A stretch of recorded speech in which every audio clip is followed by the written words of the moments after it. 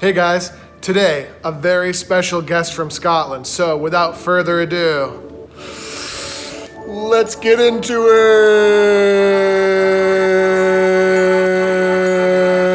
Oh, I'm gonna be sick.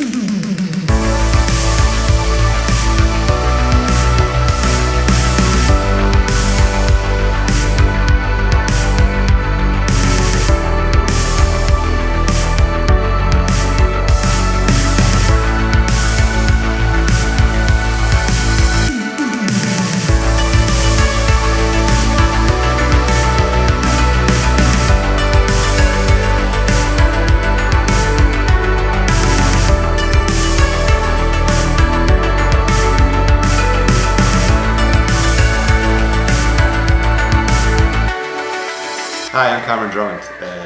You may have seen me on Dojo U, over from Scotland this week for the Metro Cup and a recital in Brooklyn and hanging out with Andrew at Dojo U. I play a lot of solo competitions, solo piping competitions. 2017 was a good year. Managed a couple of wins, the Silver Chanter in Skye, the former winners Marcia Spain Reel in Inverness, the Northern Meeting, that was pretty cool, and managed to win the World Pipe Band Championships with Inverness District Pipe Band. So one of the things I was thinking about, and I could be off base here, but you're really one of the few top pipers at the moment that you don't necessarily come from a piping family. Not so much. My dad is a piper and played in the Boys Brigade bands in Glasgow, but then gave up quite early on,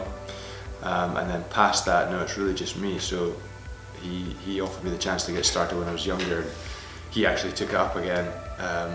But in terms of family piping lineage, then it kind of starts with me. Instruction is really key. We write kind of tuition books as in a teach yourself piping, and theoretically it can be done, but without someone there to point all the little things out that you could be doing wrong, you could be doing better, it's really difficult to progress to a certain level. There's plenty of people that have kind of taught themselves and will only get so good. So right from the start, you really need someone listening to you. You also need to listen to yourself, recording yourself from playing the scale. No one does that. We all wait till we're further on. Playing yourself back and kind of spotting mistakes is a really good tip, but unfortunately a lot of the basics you have to practice and it can seem quite monotonous. Try not to get bored with it. Try and make little games from the early exercises, and don't push on too quickly to the next thing. Everyone wants to be able to play Pumpkins Fancy when they're young and inexperienced, but really there's a lot of basics you need to get right first before you tackle that stuff.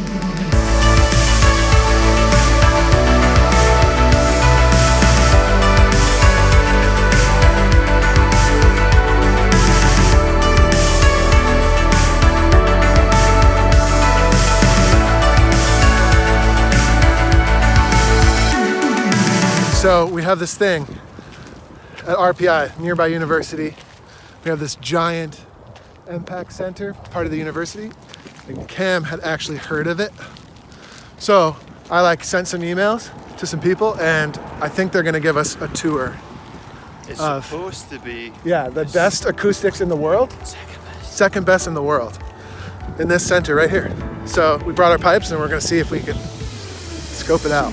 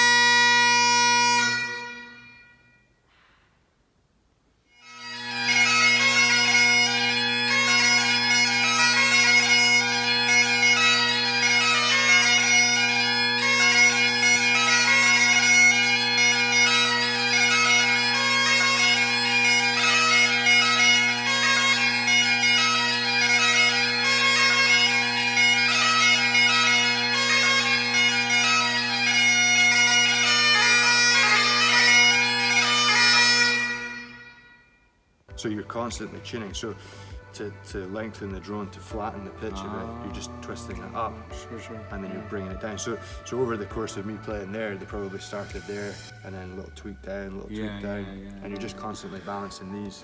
And I brought them up a split hair when I played. So that little bit that I stopped playing, it cooled off slightly. The reeds flattened, and so Andrew had to pop them back up. Fast. And then it's just millimeters, right? Yeah, But it's a tiny little bit, but you just have to keep adjusting.